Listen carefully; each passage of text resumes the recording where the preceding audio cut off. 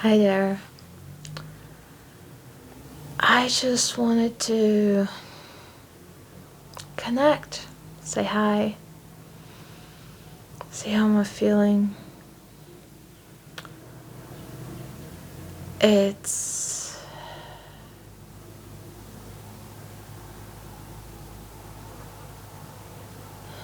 hard to put into words. I mean, I'm on a completely different continent right now. I'm in the desert, in the Sahara. I mean, right now I'm in someone's house, but it's been quite the awe-inspiring experience. And we've been basically off-roading because there are very few roads. It's just trails or tracks or where the car just happens to be able to go through the rocks or the dunes and around the bushes and trees. It's quite the bouncy experience. I am definitely going to appreciate roads much more from now on. But there's a lot of out of my comfort zone. Just on a physical level alone, between the extreme heat midday, differences in food, customs. I don't speak the local language, and I'm in a Muslim country, and it's very segregated, male, feminine sides. So it's challenging in a way to fit in, but also I'm managing to do so in a way that seems to be least offensive to the locals. But this also kind of brings me back of, am I doing this in the rest of my life? Am I adjusting myself to fit in with the locals? Whether it's my family, my friends, people I work with, just the general population. And I probably do a lot of that adjustment.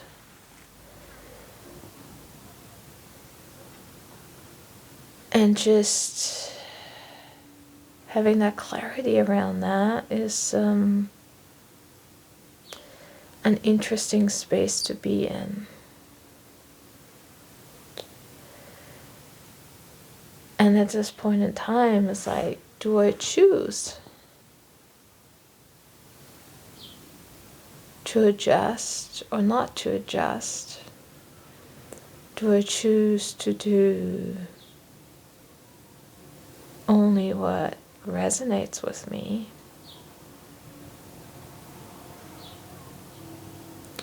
And how do I then interact with other people? This has been my personal biggest challenge, is how do I interact with people? What are the norms? Am I making others upset with my behavior or my lack of behavior or whatever it is?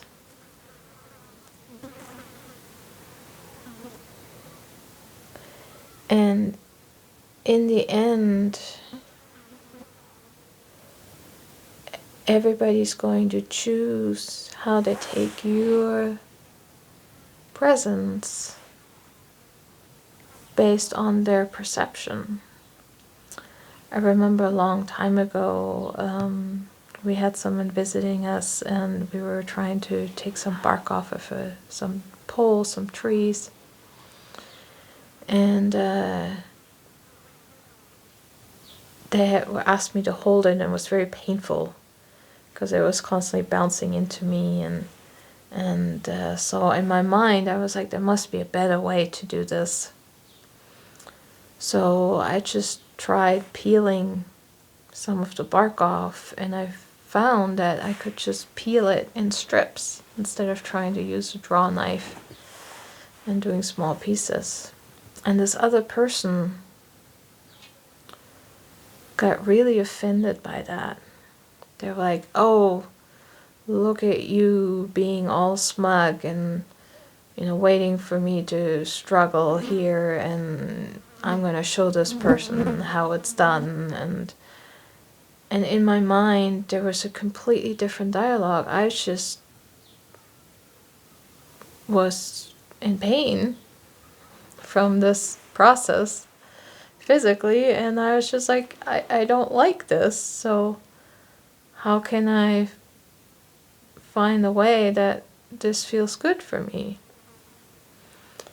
And because of the other person's perceptions of life, they decided that my inner dialogue was about shaming them or belittling them or whatever they had thought I was trying to do or doing to them. And I guess that is really the big lesson, is that it doesn't matter what you do or how you do it or who you do it with, unless you actually communicate and share what's going on with you, then they make up their own story anyway. And I guess this is the tricky part where Courtney and Sarah always talk about, don't try and explain yourself. How much of me sharing my thoughts, me communicating, is about me trying to explain my actions or what I'm doing or my thoughts, versus how much am I informing someone else about what I'm doing. And I guess it's always going to be a balancing process of living my own truth, but also respecting other people's needs and respecting their presence as well. But just as I'm saying that, I also feel like the more I respect myself and my needs, the more that will trickle out as well and be reflected in other people's lives.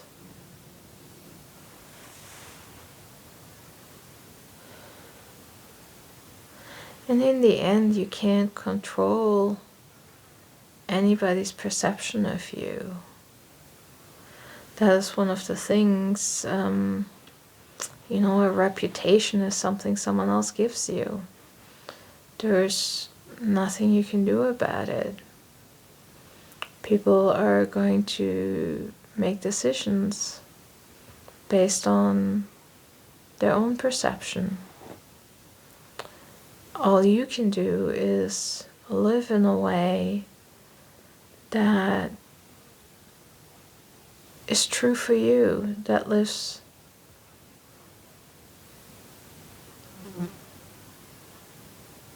that's good for you, that makes you happy.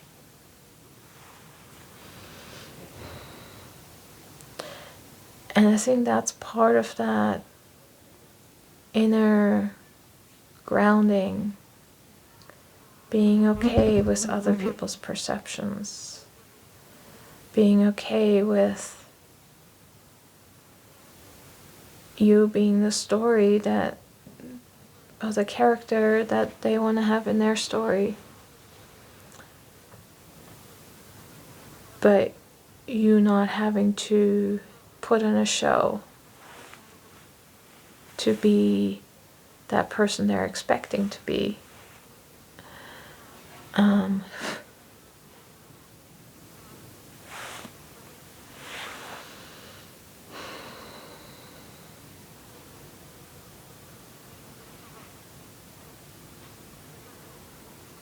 And I do feel like I have,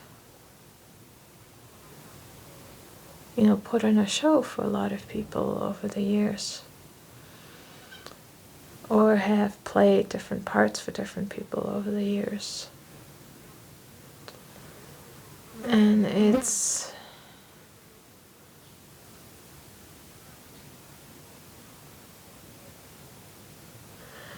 really interesting to think back and see, it's like, oh, I was,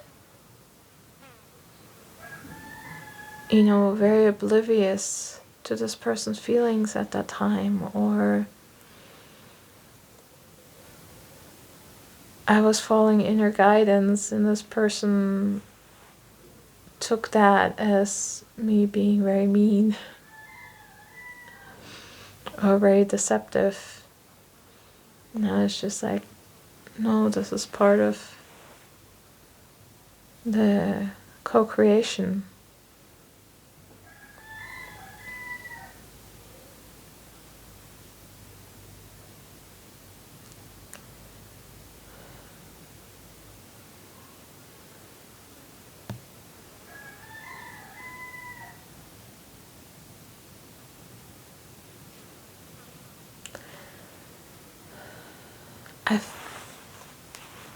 I find it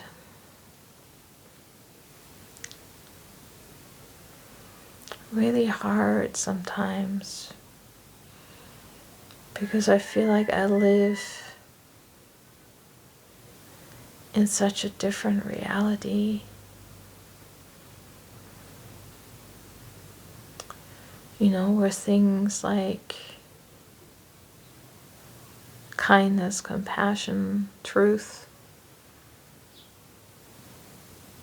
holding space for others and myself is just of such paramount importance. And some of these other things that are so important to people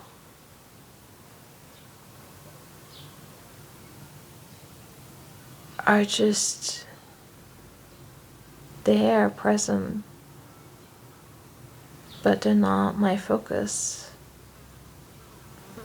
So when my world feels like it's colliding with somebody else's world, it creates a discord where the harmony sounds off.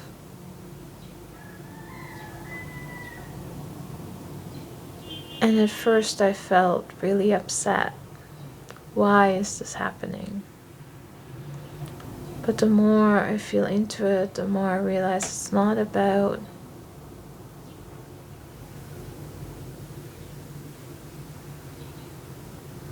the disharmony that this is creating, but it's showing me ways that I allow my own cord to be disrupted, my own grounding, my own note of me.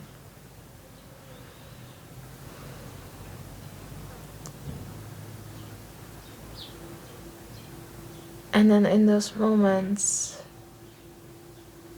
I get to decide and choose what I want in my life, or what I want more of or less of.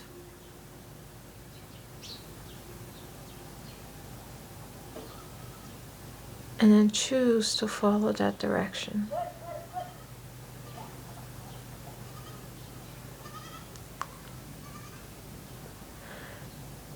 And I'm not saying it's all, roses and butterflies and rainbows. Somebody once, very frustrated, said that I live in a world of rainbows and unicorns. And they were very frustrated with that because they were feeling hurt. And I wasn't acknowledging that. And it wasn't that I wasn't acknowledging that, but I was really focused and continue to focus on the direction of things that I want in my life.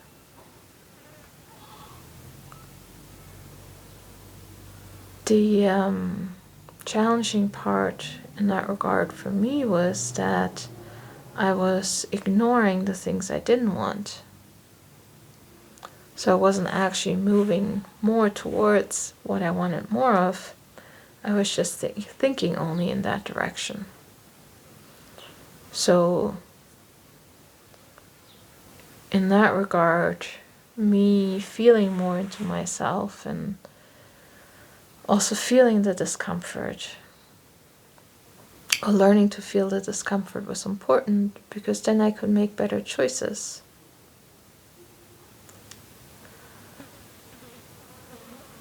But I also learned that I don't need to feel bad just because someone else doesn't like my choices. That my decisions are meant for me. And if I am meant to co-create with somebody, to share experiences, and I get to choose to do that. But how they perceive things is not part of my responsibility or in my control. I can always make suggestions and share my experience in the moment. But the only thing that I truly have power over is myself. And it's not even power over, it's just power within. It feels difficult to explain feelings of understanding in the body, in the energetic field,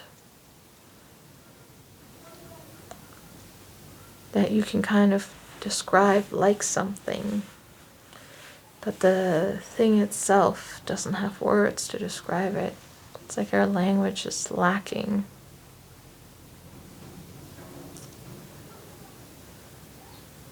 There's not enough nuances in expressing feelings.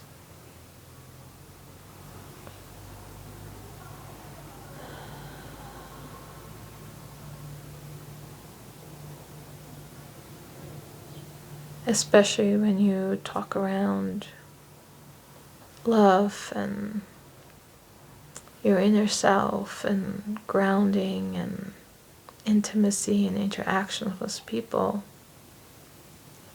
There's a very vague sense of wording, sense of expression, and then it gets complicated more so with the cultural expectations or parameters that are around things.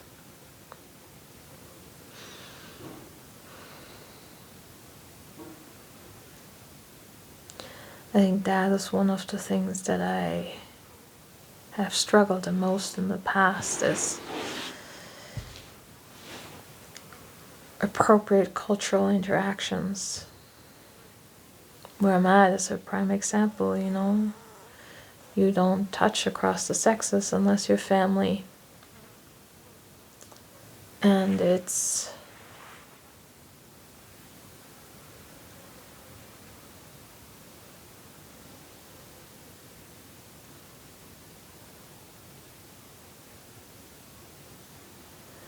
is a little bit challenging for myself in this moment, because I don't actually touch anybody else. Whereas I'm a very tactical person. but I have to wait.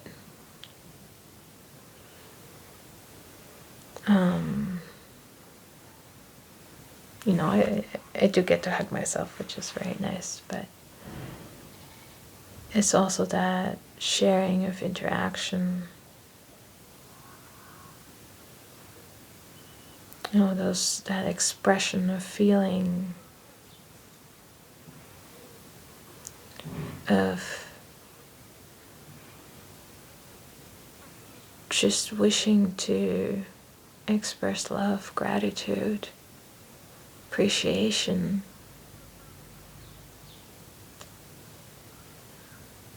And if you take away touch, there is energetic interaction still, but physical touch has been almost commoditized or weaponized.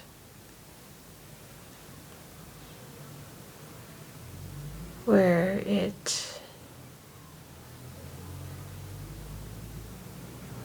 becomes a taboo.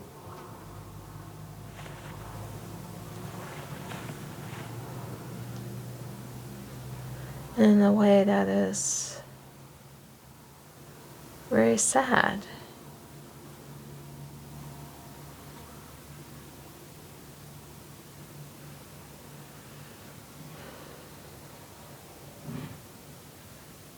Especially in our Western society, everything's becoming so sterile, so segregated, even though we have much more freedom on one hand. The connection of the love, the appreciation, when that is missing in behind the touch,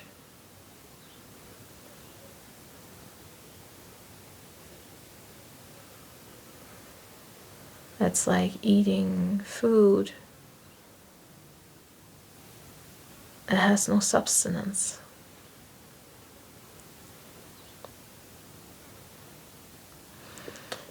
And I think for me,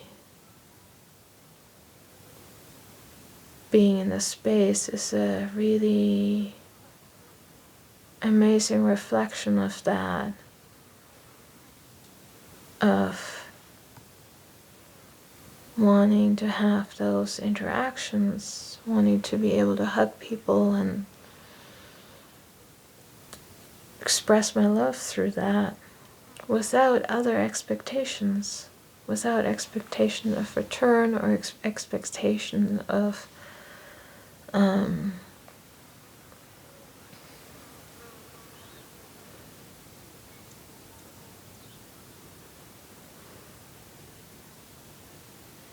conditions around that.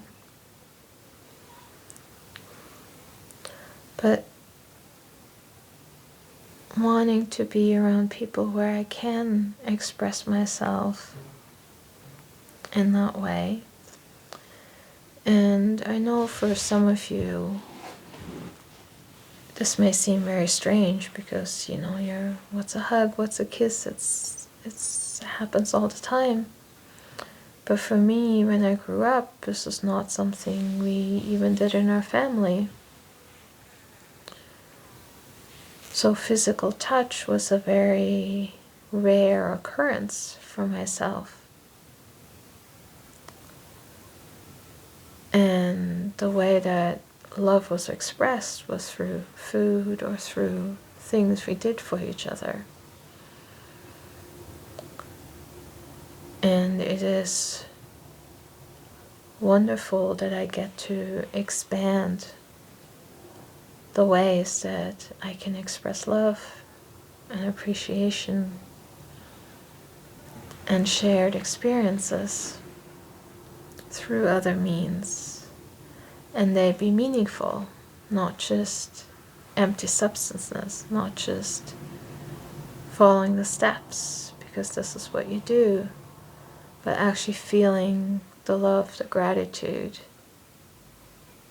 and sharing in a way that is felt by others and appreciated and desired.